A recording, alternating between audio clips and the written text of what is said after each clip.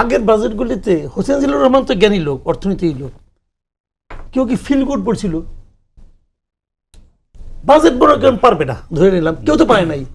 এ পর্যন্ত কোনো সরকারের কোনো বাজেট তারা কি ফুলফিল করতে পারছিল? না, পারে নাই। সবগুলি যা বলছে ওগুলি বাগাড়ম্বর ছাড়া পরবর্তীতে আর কিছু প্রমাণ হয় না। কিন্তু আমি ধরে নিলাম এটাও বাগাড়ম্বর, আমি হাইপোথেটিক্যালি ধরে নিলাম এরাও পারবে না। যেভাবে বিরোধী দল যেভাবে ব্যাখ্যা করে দেখাচ্ছে, ব্যাখ্যাগুলো কিন্তু ভালো, আমি ব্যাখ্যাগুলি কিন্তু ইগনোর করছি না, এই ব্যাখ্যাগুলি থাকা উচিত। থাকলে বরং ওনাদের একটা সতর্ক হওয়ার সুযোগ থাকবে প্রেশার গ্রুপ যে এটা কেন তারা বলতেছে, তাহলে বোধহয় পারবো না, এটা ভালো। কিন্তু ফিল গুড এই কথাটা তো আমি অনেকদিন পরে শুনলাম। আবার দেবপ্রিয় বলছে যে চিন্তার একটা আছে, কালকে বলছে। ফ্রেন্ড আমি বলি বাজেটে বুঝি না, কিন্তু বাজেট বক্তৃতা মাঝে মাঝে পড়ি টুকটাক, এমনি এমনি পড়ি, আছে না কিছু পড়ি। এটা কিন্তু পড়তেও ভালো লাগছে, সিনসিয়ারলি পড়তেছে, সুলিখিত বাজেট কিন্তু এটা। আমি এটা কিন্তু প্রশংসা করছি না, বাট সুলিখিত।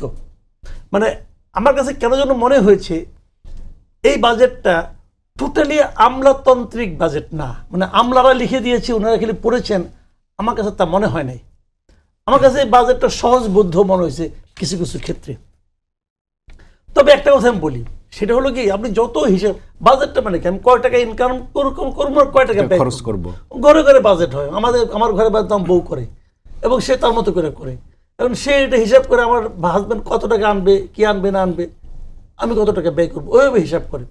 তো এটাই তো গভর্নমেন্টের কাজ, তো এটা দেশটা কেমন চালাবে। তবে মূল যে পয়েন্টটা স্যার যেহেতু বললেন, এটা একটা খুবই অ্যালার্মিং পয়েন্ট।